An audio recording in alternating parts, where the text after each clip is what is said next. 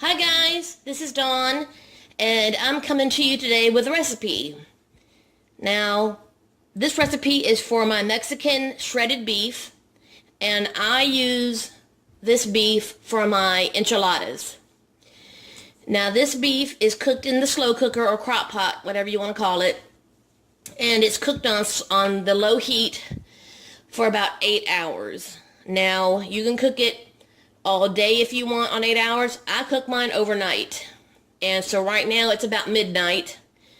And I'll be cooking it for the 8 hours because at 8 in the morning it should be done and I'll be up at that time. So here we go. I first have my spice blend, which I'll tell you what's in this.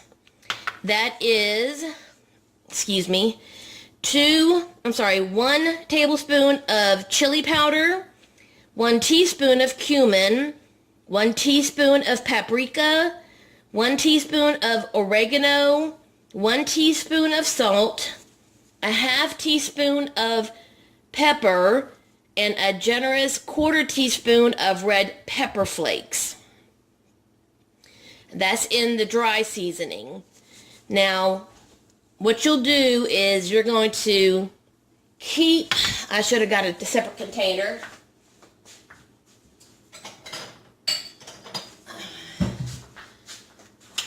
You're going to keep a little bit of that out to go on top of your roast.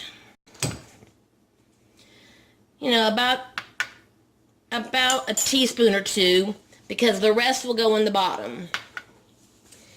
What you'll start out with is a medium onion that you cut up into just small pieces, not finely, just chopped.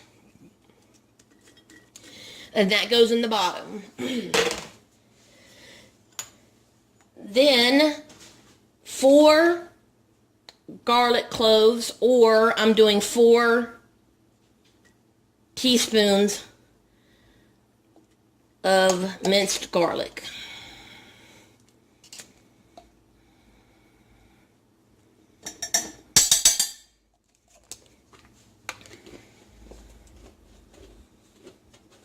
Now, as with any recipe, once you do this, you can adjust the seasonings to how you like it. If you like a lot more cumin, add more cumin. If you like a lot more Italian seasoning or oregano, add more oregano.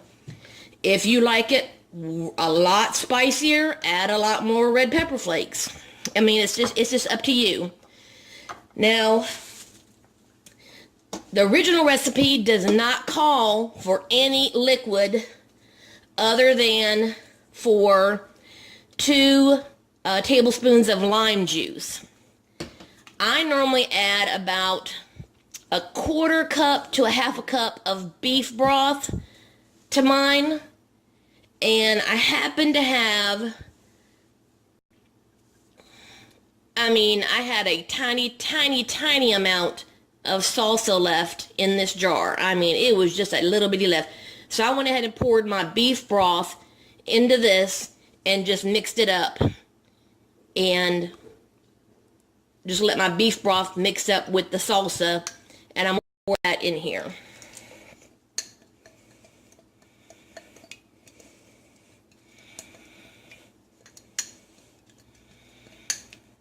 Oh, and also in this is 2 tablespoons of tomato paste. So that was in this container as well. I went ahead and added that in with the liquid.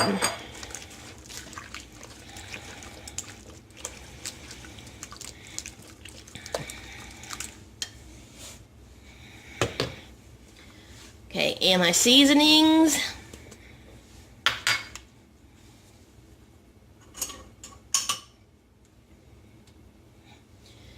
And my lime juice. Now, if you like a lot more acidity to yours, you can add more than just the 2 teaspoons.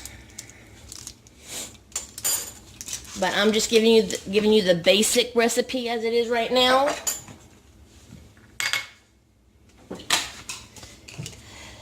Okay, and now stir all this up.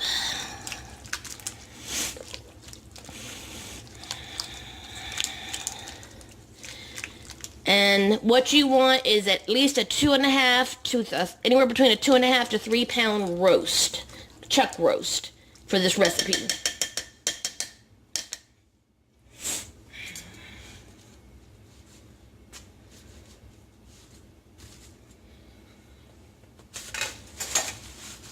And I have one that's just under 3 pounds that's going in there. And that seasoning that you took out of that bowl, you're going to sprinkle it right on top of your roast.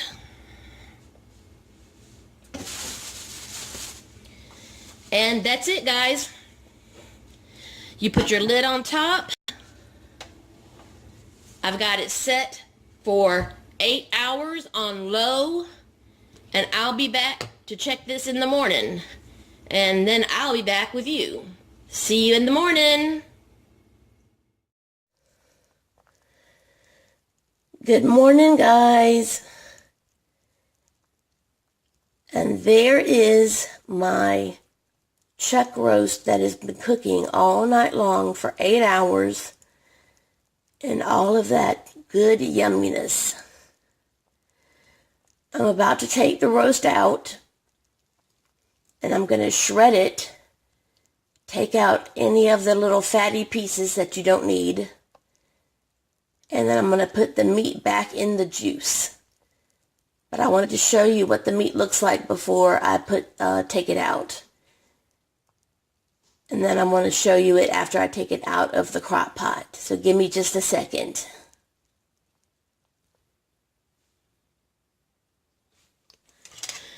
Okay, guys, I've got my roast on a plate, and I'm going to start shredding it. Now, right here was a big hunk of fat.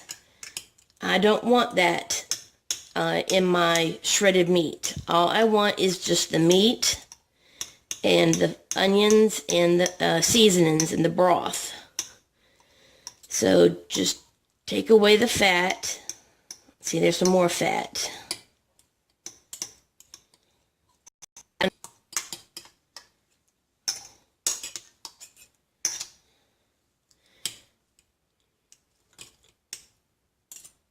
And then you're just going to shred your meat. Just take 2 forks.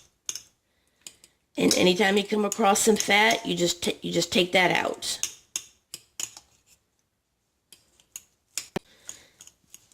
And then just shred.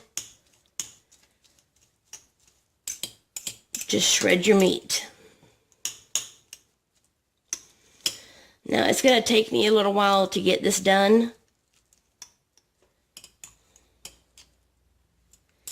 Because I'm very picky. I want to make sure I get every bit of fat out of this. Because I don't like fat in my meat. I like just the meat.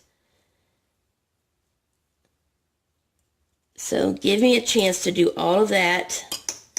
And when I'm done, I'll be back. Okay? Thanks, guys. Okay, guys, I'm back. I'm done shredding the beef. As you can see, there's an entire plate full. Now, what I like to do is once I'm done doing that, immediately once I'm done, I will throw it back into the crock pot with all the juice and the gravy or the beef sauce that I had put in there when I was cooking the roast. And then I will let it cook for another hour on low. And then it will be done. So I'm going to do that. I'm going to toss this back in there, put the lid on, and cook it for another hour. And then once that's done, I will be back. Okay? Thanks, guys.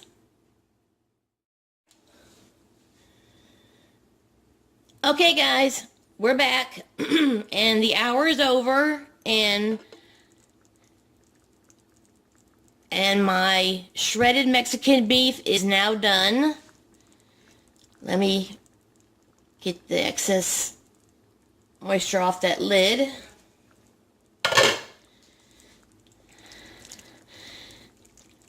And this is your shredded Mexican beef. You can use this in your burritos, your tacos. Like I said, I'm going to use mine in the enchiladas. Now, I probably used more liquid than what I needed. That's the reason why I normally only use just a tad of beef broth. But I had taken out a half a cup from the freezer, so I went ahead and used the whole thing. I normally only use about a quarter cup at the most. So don't use that much liquid because you don't need it. The roast itself creates its own juice. But yeah, for make your Mexican bowls, tacos, whatever you want to use it for. You can also freeze this because this makes a lot. Take out what you need for your meal and then freeze the rest. Do whatever you need, but you've got your onions, you've got your seasoning already in this. Use it for whatever you need. I'm going to go ahead and make enchiladas later on today that will go in the oven. And if you want, I will go ahead and film that and show that later on. So for right now, the Mexican shredded beef is already done.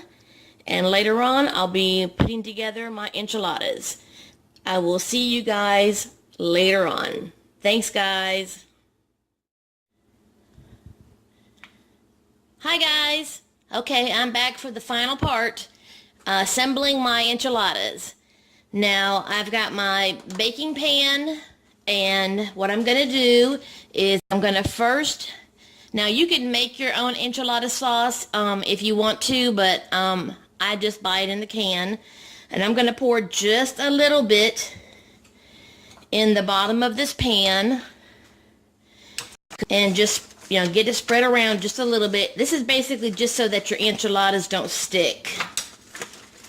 I'm going to need just a little bit more.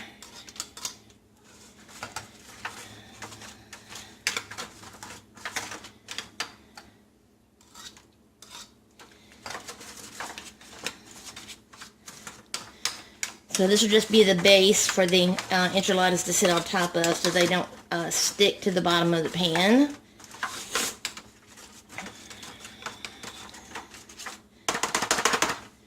Okay, now normally you would use the larger tortillas, but I like using the little fatita ones, mainly because with all my digestive problems, I can't eat a large amount at one sitting, so these are the perfect size for me. It's the perfect one meal size, so I just buy these, and these are the ones I make it with. So you just put in your meat, however amount you want. Now don't overfill it too much because then you won't be able to wrap it, because I also, I forgot to get my cheese. Hold on just a second. I was so eager to get started, I forgot to get my cheese. I do a combination of Mexican cheese and cheddar. So let me get my cheese put together here.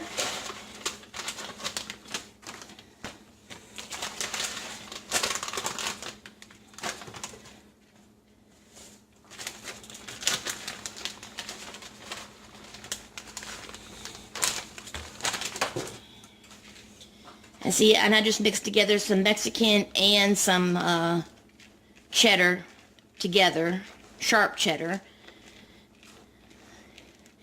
And then what I'll do is I'll put just a little bit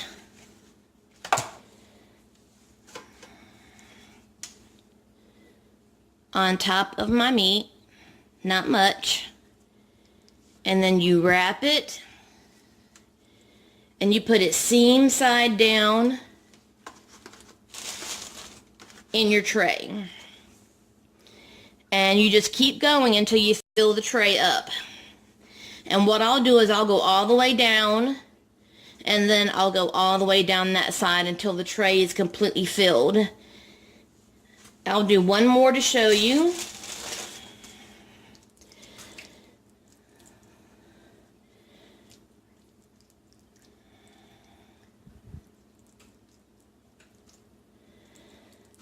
A nice amount of meat.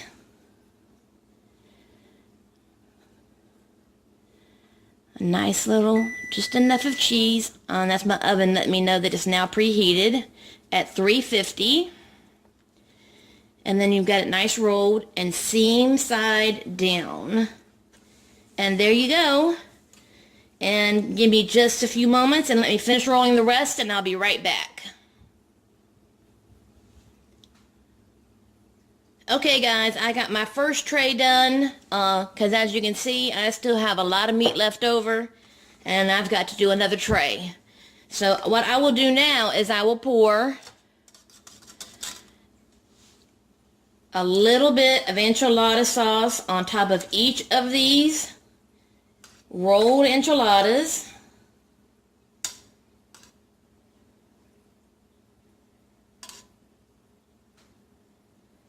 And just spread it across each of them just a little bit.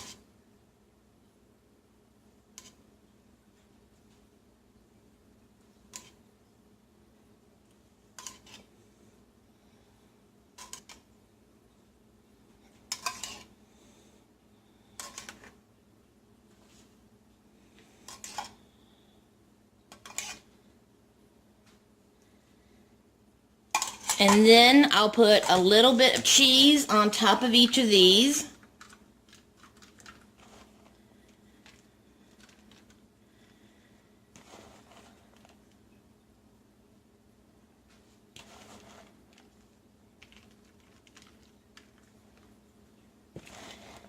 And then this will go into a 350-degree oven for about 25 to 30 minutes. And uncovered, you don't cover it. And then that will be done, and you'll have Mexican beef enchiladas. I'm also making my Mexican rice to go with this, which is over here to the side, but I've already done a video on that. If you'll look at one of my previous videos, I've already done my Mexican rice. So let me put this in the oven, and when it's done, I will be back to show you it when it comes out of the oven.